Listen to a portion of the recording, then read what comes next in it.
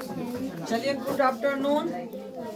आज देखिए, आज ऐसा घड़ी है, आज पुराना साल 2024 का लास्ट दिन है और इस लास्ट दिन के लिए आप सभी को ढेर सारे शुभकामना और नए साल का एडवांस में मुबारक आप सभी को 2025 का। चलिए हम चलते हैं सीधा। यहाँ आज हम लोग हिंदी व्याकरण के क्लास में सीधा आज हम शब्द के बारे में जानते हैं। कौन सी के बारे में? शब्द के बारे में।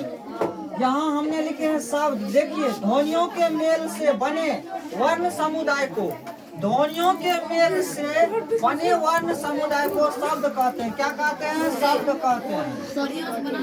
और देखो, यहाँ लिखे हैं शब्द। अब शब्द को जो है, देखिए, शब्द को मतलब 4 भागों में बांटा गया है। पढ़ने की सुविधा के लिए 4 भागों में बांटा गया है। यहाँ देखिए, पहला हमने लिखे हैं अर्थ के आधार पर, दूसरा लिखिए उत्पत्ति के आधार पर, तीसरा लिखिए उद्गम या उत्पत्ति के आधार पर। यहाँ व्युत्पत्ति के आधार पर लिखे हैं, यहाँ उद्गम या उत्पत्ति के आधार पर। फिर यहाँ लिखे हैं प्रयोग या व्यवहार के आधार पर।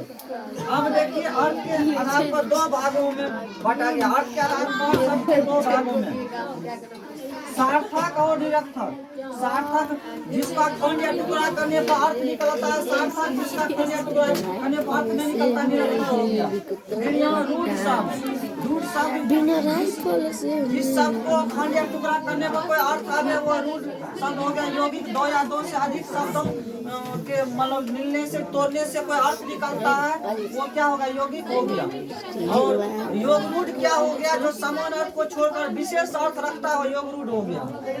ये क्या हो गया? ये उत्पत्ति या बनावट की दृष्टि से। खाली बोलिए। अब आगे हम लोग देखेंगे उद्गम या उत्पत्ति की दृष्टि से। उद्गम या उत्पत्ति की दृष्टि से शब्द के 4 भेद होते हैं। एक देखिए, पहला तत्सम, दूसरा तद्भव, तीसरा देशज, चौथा विदेशज। अब देखिए, तत्सम किसको कहते हैं? संस्कृत के वे मूल शब्द जो हम लोग क्या करते हैं, कोई भी शब्द को संस्कृत में व्यवहार किया जाता है, वो क्या हो जाएगा? तत्सम शब्द। तद्भव, तत्सम के बिगड़े रूप को, यानी वे शब्द जो संस्कृत के मूल शब्द जिसका व्यवहार हम लोग हिंदी में करते हैं, वे तद्भव हो गया।